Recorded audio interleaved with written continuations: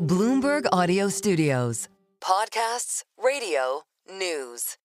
Joining us now, Daniel Pinto, JPMorganChase President. Daniel, it's good to see you, sir. Thank you for inviting me. It's great to be here. Do you feel happy? Do you feel lighter now you know you're stepping down and retiring? I do a bit. I've been in the company for more than 40 years. I add my contribution to the success of the company. The company is in an amazing place at the moment, and it's the right time to embrace the next generation, to work with Jamie and prepare the company for the future and his succession. So I feel good about the opportunities this company gave me, my contribution, and looking forward to a better balanced life going forward. You are living the life that we all aspire to. Why now? And what do you expect the next 12 to 18 months to look like? So it's very simple. This is being planned for a long period of time. And now is the time for me to transition in a very, very smooth way. This transition will go over a couple of years. My job will be to help the management team to continue advising Jamie and the board in issues that are strategic and important for JP Morgan and for the future of the company. So it is the right time. It is the right group that I helped Jamie to build up to.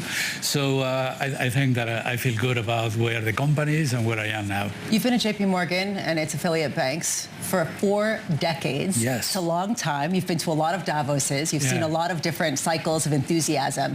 How enthusiastic is the optimism around the deal making and some of the mergers and acquisitions that could come down the pike? I think that is quite enthusiastic. It was 24 was a very good year too. So you think about the M&A, the historical average of volumes around 4 trillion a year.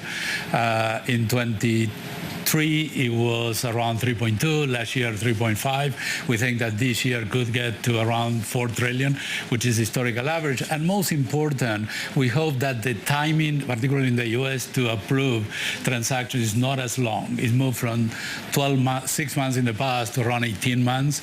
Hopefully, we could go back. It's not just to announce new deals, also to close new deals. And the environment is set for that. Well, let's talk about the environment. Is it just the regulatory shift that we need, or do you find that 4%, 5% interest rates have held people back as well? I think that if you think about the U.S. economy, has grown very well in 24, over 3%. It's likely to grow over 2% this year. So the environment is good. I think that even that is an economy that you don't see imbalances that tell you that it's an economy that is about to go into recession. This cycle could continue for a period of time. There is plenty of monetization that needs to be done in the sponsor space. There is essentially the valuations in the U.S. that are much higher than any other places. It's also incentivizing merging into U.S. companies. So I think that it will be a good environment. We spoke to one bank yesterday who suggested that maybe these U.S. companies could go on a bit of a shopping spree in places like Europe where valuations were depressed. Are you engaged in any active conversations right now in companies looking to do those kind of things? So we are always engaged with clients all over the world, and there is a lot of optimism everywhere about what the U.S. could do.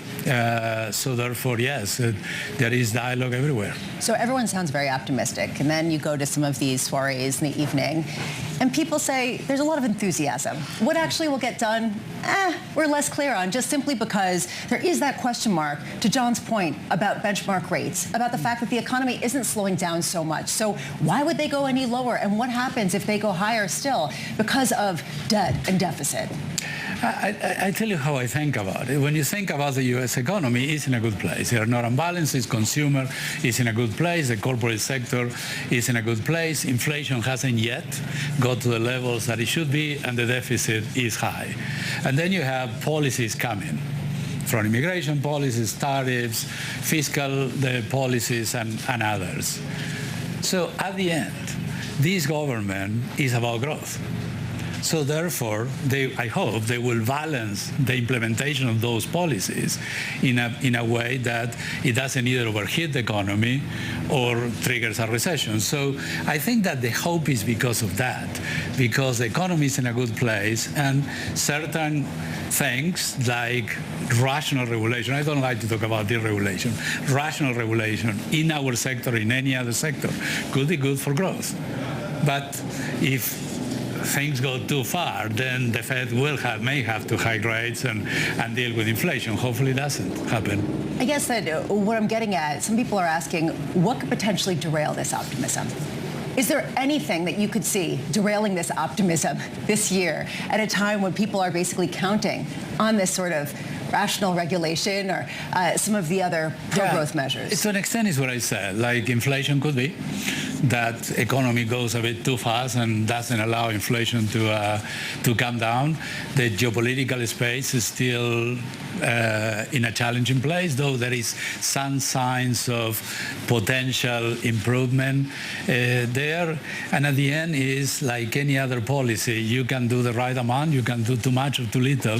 Hopefully the right amount is done in a way that doesn't derail an economy that is not ready for a recession. It's an economy that is ready to continue to grow at a decent pace. Daniel, a lot's changed in your banking career, a tremendous amount, and now a bunch of alternative asset managers are looking for the activity that traditionally was on a bank balance sheet. Can you walk us through, as you depart, how different banking might look in the years ahead compared to when you first started? Well, it's very different. I think that is in a better place with more scale, better quality of service, a better quality of products, and a safer industry that probably has ever been. I think that if you are referring to private credit, I think that banks, we've been lending for 200 years, and private credit is no more than a normal loan.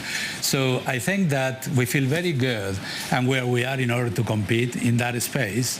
And at the end, so what is our objective? To be able to provide the best possible service to a client.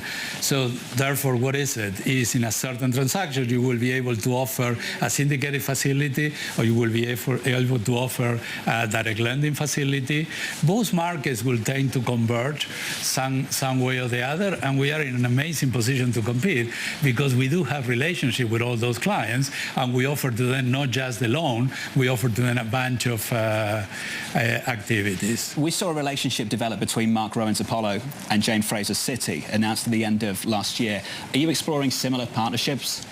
We have plenty of partnerships, several, where we have co-lending facilities with other asset managers and that they want to participate in the origination. The issue for all these funds at the moment is that they are getting a huge amount of inflows and there may not be enough assets to deploy. So therefore, to have a partnership with someone like us or Citi or any other to be able to participate in the origination of these banks is a good thing. We are doing the same, not just with one, with as many as we can. That kind of dynamic gets people worried. Not to be negative Nelly here, but I'm going to the worries. But going forward, Daniel's familiar with that. I realize that I'm sounding pretty negative, but I'm wondering, given how much the flows have come in to the private credit sphere and how they've been searching for ways to be deployed, is there anything that makes you nervous within this ecosystem that's grown up very quickly?